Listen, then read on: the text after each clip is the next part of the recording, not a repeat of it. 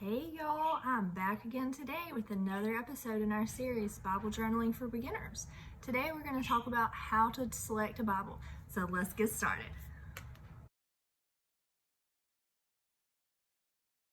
So you've decided that you are going to Bible journal. This is something you definitely are going to do. You're going to stick with it and you want to purchase a journaling Bible. Everybody asks me, Sheena, how do I pick a journaling Bible?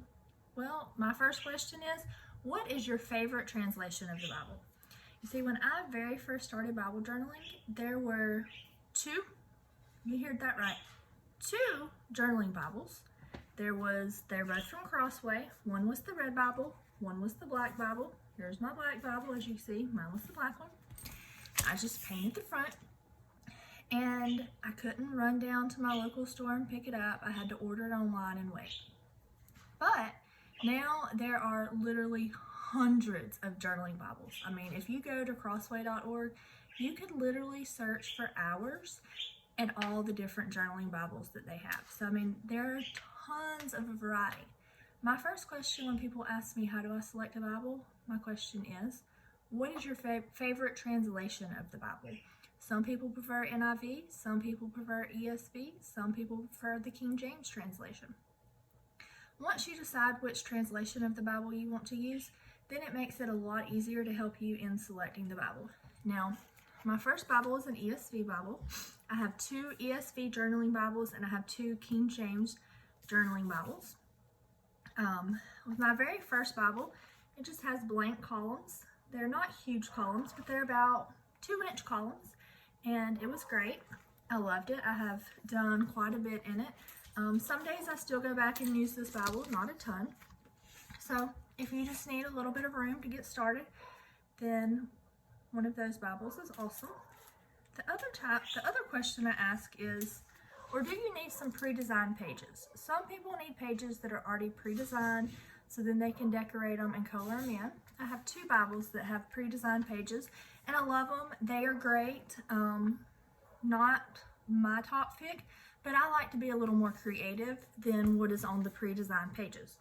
Now, this is my favorite Bible, and it is the Interwoven Bible.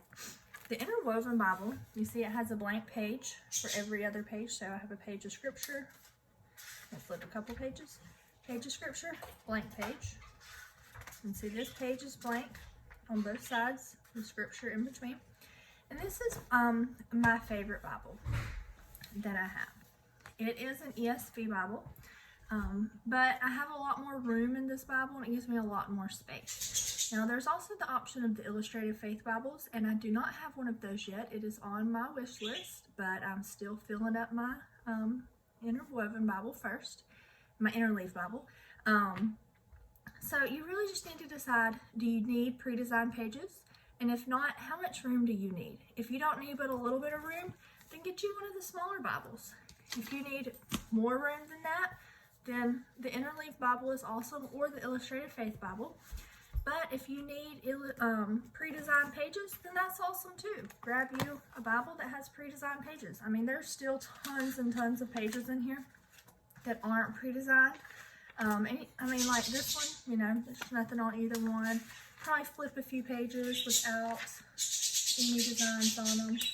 So, I mean, there really is still tons of room on these, and you know, they're an awesome Bible. So my first question is, 1, what is your preferred translation of the Bible? And 2, how much space do you need, and do you need pre-designed pages? So if you're still looking for a Bible, check out my links below and they will help you in selecting a Bible. If this video has been helpful to you, then I hope you'll give it a thumbs up. Make sure you hit subscribe so you don't miss any of my videos, and tap the little bell beside it so you'll get notifications. And I'll see y'all next time. Bye guys.